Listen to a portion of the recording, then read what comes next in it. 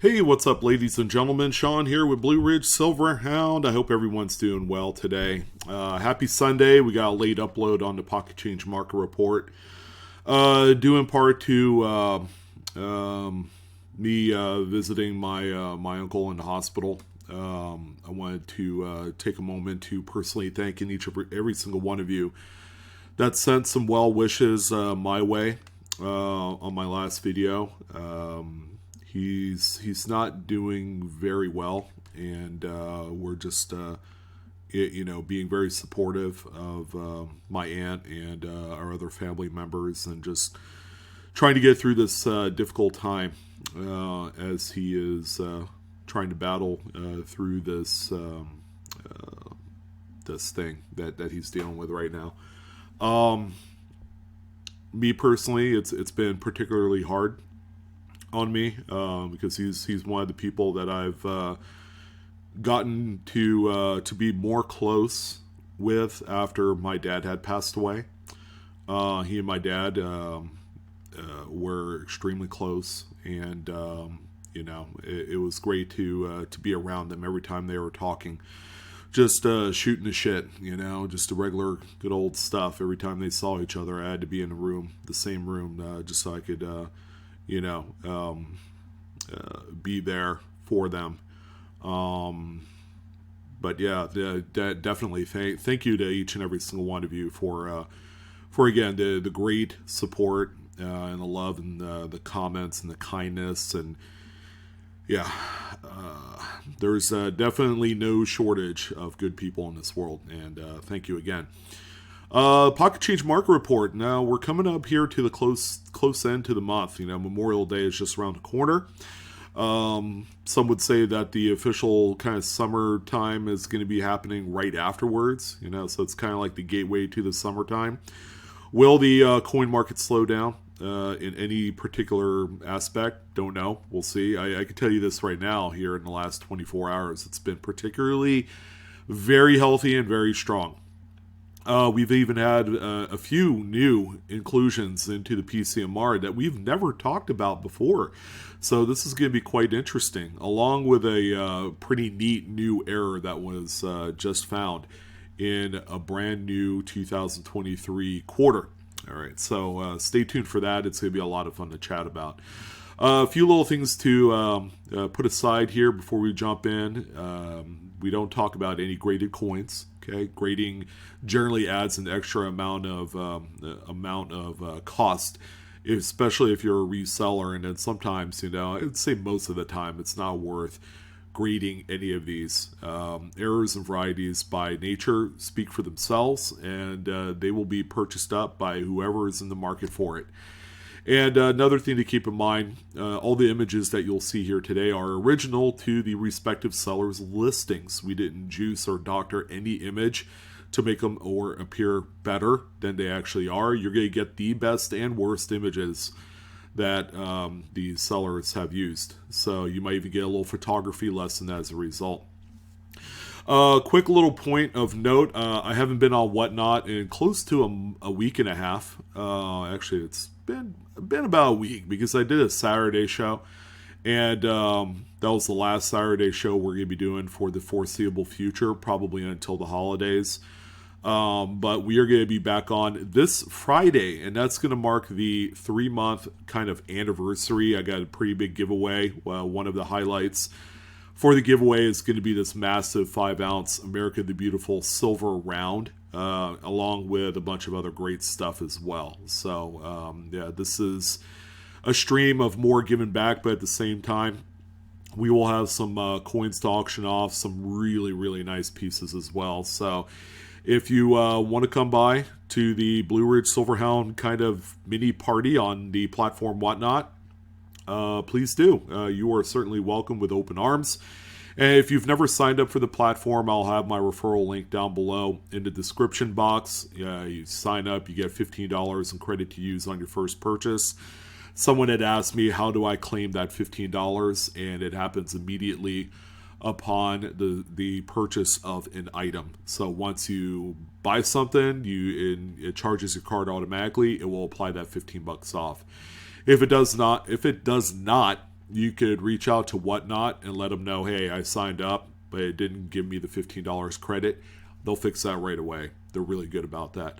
So come on down. It should be a lot of fun, and I look forward to seeing some of you there. And I look forward to giving away some great stuff. As you guys know, I'm relatively generous, so I like giving back to the community and to my fans.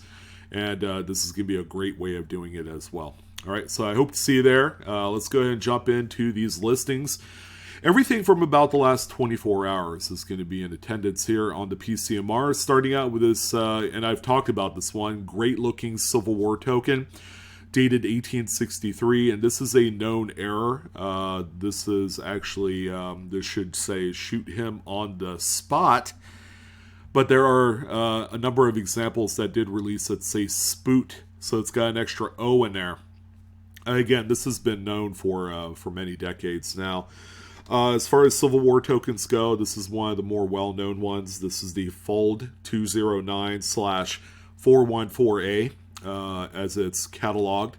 And this particular coin sold for $85. So again, pretty well-known one, and they all seem to sell in this kind of $75 to $100 range. And the nicer shape that they are, the more that they're going to be worth. Okay, I can tell you this right now. This is probably one PCMR where we've had more bulk lots sold in just the last 24 hours than any other time. So we're going to see quite a few of those here today. Now, the big reason I like talking about bulk lots in general is that there's two lines of thinking. You buy a bulk lot, it's like a great fast track kind of way to add some pretty neat coins to your collection. All right, and then generally with bulk lots, you're going to end up paying a lot less for those particular coins than, say, if they broke them apart and sold them individually. With bulk, you expect less money for them as a seller. And again, the winner here is going to be the collector, the buyer. But also the other line of thinking is, hey, this might be a great opportunity for me to swoop in, pick this up on the cheap, and then go and resell them individually. You can put them up ideally as a buy it now listing, so that way you could set the terms of how you want to try and profit off these things. So we have a lot of 4 Lincoln Memorial cents, all with readable dates, and they're all off-center struck. Nothing too crazy here. They're like off-center by 10-15% at the most. But this 4-coin lot sold for $40. So if you think long and hard about it, maybe you could turn these around, sell them individually for $19.95. Tougher dates like the 95 you see there, you could probably do $22.99 or $24.99. But the big idea is this is going to be fodder for a established storefront on eBay, where you could just turn these into buy it now listings and just sit on them. You're probably not going to sell them right away. These generally have kind of like a kind of turnaround time for this type of error of around 21 to 28 days. So that's on average. Some could be a lot longer than that. Some could be shorter. But if they're priced accordingly and the photos are good, like this photo right here is outstanding. So the quality of your photography should match what this one looks like. The coins overall are in really nice shape as well, The 98, the top right one, has a few little carbon spots on there, but nothing too crazy that would detract me from reselling it at all. Altogether, $40, $10 a coin. I could see an easy double up in profits here. Okay, you may not realize it at the front because you're going to be buying multiple lots, and that's the way to do it. It's going to be one of those recipes for success, but that's how you do it. We also have another lot here. These are 2 Lincoln cents, both off-center by quite a margin, but they have no readable dates. The coin on the left is a copper-coated Zinkin, so it's anything post-1982. And the coin on the right is a bronze, so it's anything before that date. So again, there might be some opportunity here. This 2-coin lot did sell for $20. They're not the prettiest examples either. They do have some issues, just general circulation wear, some carbon spotting, corrosion, things like that. So think really long and hard about buying stuff like this. And a 2-coin lot is hardly bulk. You know, it's a minimal amount of pieces that they could still realize the full potential of the market. So, you know, something to keep in mind. This one showed up, a very nice, pleasing 1986 or 1996. It could be one of the two. We just have a top curl of that third number there, and that's all we got. I'm going to say it's probably a 1996, just because of how strong this spaghetti hair is on good old Washington there. It's a Philadelphia minted coin, and it's got two very pronounced curved clips on this one, also called sheet clips as well. So this coin right here sold for $38.99. That's actually a really good amount of cash for this particular error, which are quite common. There is a little spot of green corrosion right on Washington's ear, so that's also worth noting. Make sure you see that and you're paying close attention to these as you're finding them.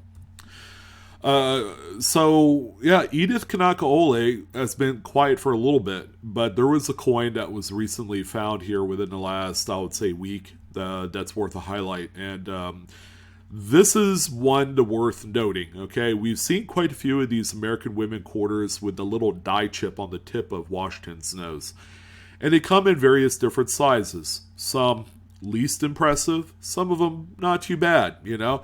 But I would say we haven't found one that was totally crazy yet.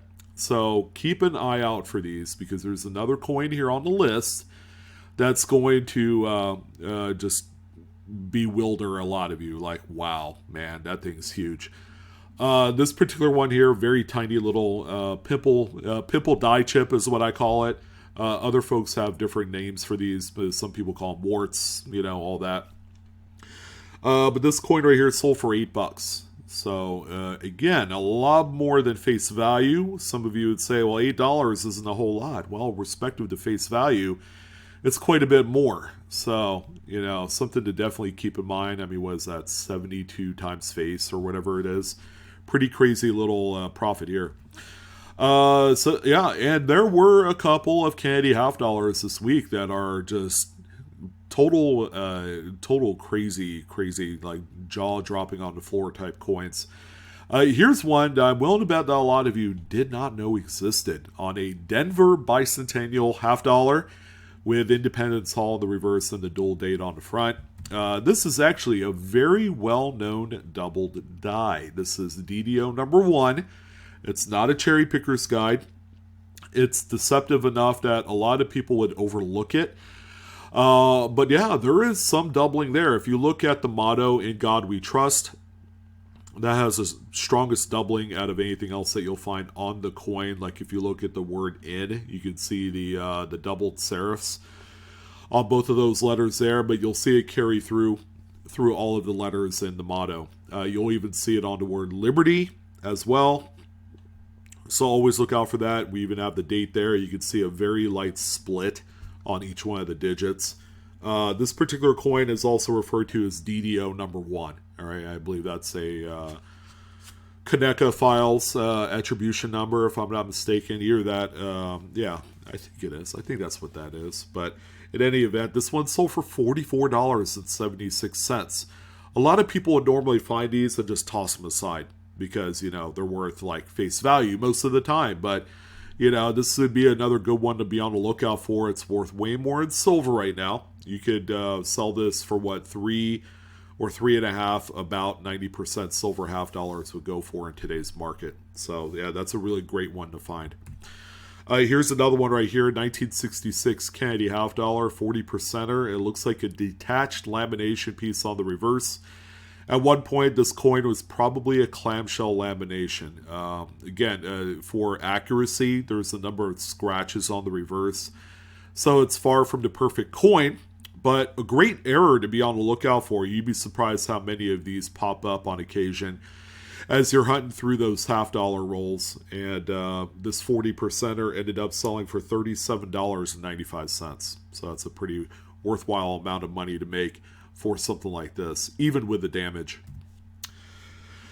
And here we go. This is the one. The biggest die chip that I have seen on any American Women's Series quarter. And you got to believe that this was probably found early on and the die was replaced because there hasn't been any other ones out there found.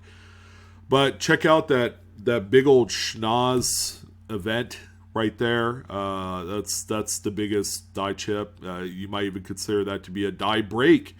It's that big. But be on the lookout for this. This is the newest thing out right now. And unfortunately, being the first one out and sold on eBay may not necessarily be a good thing. All right? Because people aren't paying attention to these. Nobody knows that they exist.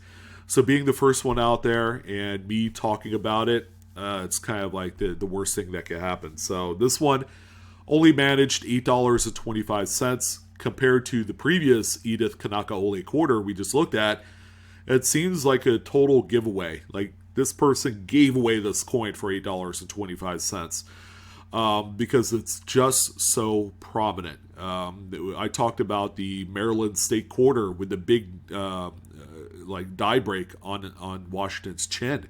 I don't know if you guys remember that. That one ended up selling for $100. This one right here might follow suit. I mean, it's big. It's massive. And it looks like a slug on his nose. It's that crazy. So $8.25. Would love to hear your guys' thoughts. Was that a total giveaway on this coin? Pretty neat one here, but we've talked about these on occasion. This is a pretty well circulated Lincoln Memorial set. It is a bronze evolution coin, so pre-1982, but it has an indent. So there was another planchet overlapped on this one prior to the strike. So there is actually a mated pair that would fit up to this one. This particular coin sold for $36. Again, these always have some value. 1999 Lincoln Memorial set. This is a broad strike error and a very big one at that. And it's well centered. So this is a copper coated zinc-in. The collar was not engaged at all, as a matter of fact. It probably malfunctioned, so when the collar isn't up to hold the coin in place during the striking process, the metal flow goes outwards, making the coin a lot larger than what it should be. This one right here sold for $25.38. So my personal feelings is when I come across these, I'll buy them or I'll find them and then I'll sell them immediately. They're kind of a hot potato to me because of the composition. There's another comparison view from the seller showing a regular Lincoln set as to in relation to the broad strike error. And these are fantastic and very well collected these days. They call these the proper alloy mixed coins or a proper alloy mix, just for short, I guess.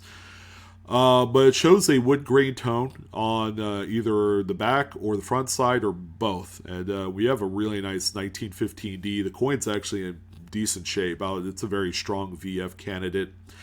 But you have really nice wood graining. It's that tin that doesn't mix too well with the copper. And that's how you gain this kind of appearance to the coin. And there are a number of collectors that collect by date these wood grain toned coins. This particular one, because of how tough of a date it is, did sell for $59.99. These coins on any other date tend to run about $10, $15, $20. So that's kind of like the price range for those. We have this spectacular 2-coin lot, and you could have picked the 2 best Washington quarters to put together in one sale. However, because of that, I think this one probably undersold for a little bit, maybe. So the coin on the left has a really big cut die break right over the date. So we don't know what the date is, but we could conclude that it is a Philadelphia minted coin, because that's the mint mark on there. And a 1979D Washington quarter with a big, huge curved clip on there. So when we look at the back of the coins, you'll see that the cud die break example has the secondary retained cud on the reverse over the word United. So this is actually the double cud event, I guess. And the Washington quarter, you can just see how nice condition that one is. The 2 coins collectively sold for $94 with 9 bids. I think it would have been a lot better results if these were sold individually. I think there was probably 30 or 40 bucks left on the table because the Cud die break quarter by itself is a $100 bill. So, yeah, definitely a little bit of a missed opportunity here. Sometimes it's prudent to sell coins and lots if they're like more of the low end type of errors or varieties. In this particular case, these two particular coins are major enough that I would have highlighted them separately through auction. So, I mean, yeah. Still a good sale, but could have been better, I guess. Another lot here. We have a lot of 4 Jefferson nickel errors. We have a clip, we have a double clip, we have 2 off-center coins. The one off-center where you can't read a date looks like to be a 1979. So, yeah, that one's pretty neat by itself. The 4 coins collectively sold for $51 with 6 bids. I mean, could there be, some sort of opportunity to double up your money here? It'll be close. I don't know. Because the clips, they'll have their $15 to $20 price tags. The one readable date off-center struck Jefferson nickel, you're probably looking at about $30 to $40 on that one because it is a tougher date. And then the other one is probably a $20 bill. So it's going to be close, but, make that judgment call yourself. $51 sale for here. Always a good one to look out for, although this one has the dreaded Circle of Death scrape on the obverse there, but this is a really strong clash dice. So this is one of the stronger ones up to this point. And you can see the shield really nicely along with Unum on the obverse of the coin. But yeah, unfortunately with the damage, you would think it wouldn't be worth a whole lot. And these coins tend to sell for about $30 to $40 on average. This one ended at $13.48 with 2 bids. And again, that's with the damage on there. This looks like an impressive lot of coins here. We have a canceled, what looks to be Jefferson nickel. We have a couple coins with clips on them, the nickel and that Lincoln cent up top. We have a couple off-center Lincolns. We have a counter stamp Lincoln. It looks to be a Freemasons type stamp. We also have a blank planchet and a couple small pieces of webbing from the strip. So probably from the nickel planchet strip of some sort, I suppose. Could be a quarter, hard to say. But this whole lot here, it's 10 pieces altogether, sold for $102.50 with 37 bids. Again, if you did your cost analysis, that's $10 per coin. Do we have the opportunity here? I mean, you'll make a little bit more extra money on a few of the coins, but yeah, this one's awfully close. I probably would have stayed away from this one at $100.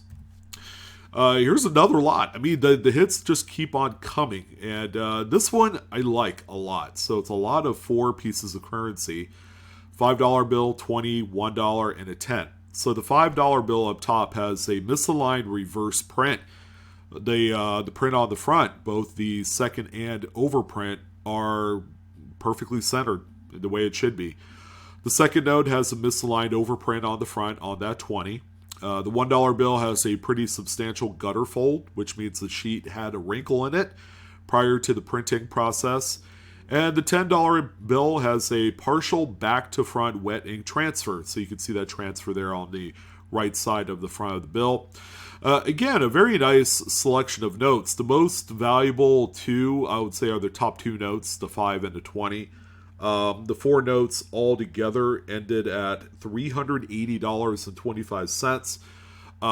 Yeah, you can make a little bit of money here. It's not going to be a ton. You probably end up with like a $50 or $70 profit. Again, you're willing to accept a little bit less money by selling it in bulk. And that's just, again, the general rule of thumb with selling multiple pieces in one listing. I wonder who sold this one. Big Toes Coins had this 1971 D Kennedy $half with 2 curved clips on there. Again, nothing too rare. We see a lot of Kennedy $half with the single clip. 2 clips are kind of like medium strength type of rarity. But this one right here Sorry about that. Sold for $16.90 with 6 bids.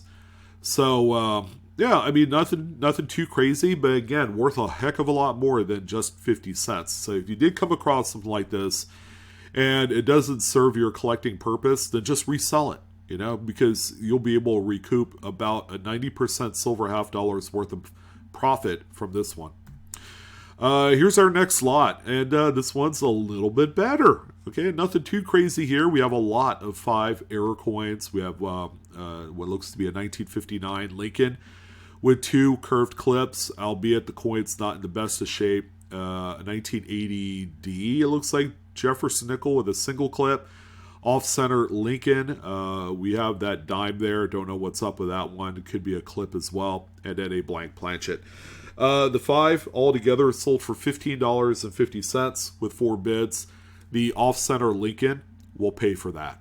All right, so you're getting everything for free except for paying for the off-center Lincoln. Okay, there were a couple of really cool Morgan Dollar VAM varieties. Here's one here that's in the not only Cherry Picker's Guide, but also the Red Book. 1888 Morgan Dollar. They call this the Hot Lips VAM variety. It is a doubled die, but you can see the doubled lips on good old Lady Liberty here, and that's why they call it the Hot Lips. Very easy to see, even in grades as low as like AG and good, because you can't see that event on there. Very popular, especially if found in mid-state condition. This one is far from that. It's more like a technical, like VF condition. Coin might have been cleaned at one point as well. This one sold for $191. So you can imagine cherry picking this coin out of a bulk lot of Morgan dollars for around $35-40, turning it around and making an easy 4x profit. Here's another one here, a very well-known one, and a little bit common too. I found a few of these myself over the years. A 1900 over Carson City, so it's an over mint mark Morgan dollar. It's also worth noting that this coin has a few, it looks like hits along the edge there because this is flat, and so it is here as well above Lady Liberty's head. But you can see just a little bit of the bottom curl of the C, the secondary Carson City letter in there. They look like horns. And even in low grades like this one, it's easy to see. This coin sold for $142.50 with 18 bids. So another big one to find here. Look out through the bulk silver lots of Morgans. You can find something like this. Wow, very attractive. I love errors on Susan B. Anthony. So we have this really wild, uncentered broad strike 1979p. Example here. Very nice, strong example, and very clean at that. Very nice condition, too. This one ended up selling for $129.99. Well done. And our good old Abe here, yeah, what else can we say? I've talked about this one. We've had the laser eyes before, I believe on the same date, 2021. But here's what I like to call the meteor shower. Field restricted strike throughs, which is a gob of grease that's scraped along the surface of the die. And then when it strikes coins, it looks like this. The event going over the date is epic on this one. This one ended up selling for $21.50 with 8 bids. These are still out there, ladies and gentlemen. It's easy money. And yeah, the 2023, the Extra V Lincolns continue to get hotter and hotter. All right. So, are we seeing a record price on these? I think we are with this listing here. This one singular coin was offered up at $150 or best offer. No, they did not get $150. They ended up getting $100. They got a C note. That's the first time that one of these have sold for that amount of money. Keep in mind that as recently as a few days ago, these things were climbing up to like, $65, $70. And then now we have this one here documented at $100 bill. I mean, how crazy can these go is anybody's guess. But these have the Extra V Anomaly. This is actually talked about by Mike Diamond, one of the big error attributors. He did a write-up in Coin World magazine about this coin. PCGS, NGC, and Annex are grading these with the Extra V annotation on the label as well. So there's a lot to love here with this coin. Again, they're continuously being found, and they're in nice shape, and people are making money hand over fist over the newest sensation in 2023 coins. So well done to everyone that's cashing in on these. So we do have another 40% Kennedy. It's 1967 this time around. Again, another detached lamination. Again, this probably was a clamshell at one point. So, yeah, it was definitely helped along, and that's unfortunate. That actually diminishes the value of the error when you pull away that layer off of there. So it's a detachment. And you can tell that this one was helped along because if you looked at the edge here, it's peeled up a little bit and torn. So that's, again, very unfortunate. This coin sold for $23.50 with 14 bids. Here's a 2006 $1 bill. A couple big, heavy, banging $1 bills to close out the show. It looks perfectly fine from the front, but when we flip it over, the back print was never applied. Crazy as that seems. Yeah, these did happen in 2006. If you're lucky enough to find one, congrats. They're a pretty big find. This one sold for $207.50 with 10 bids. Here's a Roosevelt dime that was struck through a later stage cap die. So there was actually a coin stuck to the obverse die, and it was just striking up all these coins and leaving a very mushy appearance to one side of the coin while the back is fully struck. This is a dime again. It looks to be in pretty nice shape. It did sell for $85.64. Again, a very valuable error if you could come across these. Here's our other dollar bill, this time on a 1988. However, on this particular one, the front looks pretty good, but when we flip it over, bingo, insufficient inking. So the inkwell ran dry as it was applying the first initial print on the reverse. Why it was never pulled out is beyond me. Some things happen, and these get passed through unchecked. So there you go. Really nice one. $169.63 with 12 bids was the final sale price on this one. And then finally, Holy Smoking Tom. Smoking Tom. We got 5 of them here, all different sizes too. This is like a progression set, and I think that's really cool. But you can see that field-restricted strike-through anomaly coming out of the mouth of Thomas Jefferson. And, you get there far enough, you could see actually the strike-through on the forehead as well on every other example beyond the first. Very impressive, by the way. I would have totally bought this if I'd seen it. And the coins are in beautiful shape as well.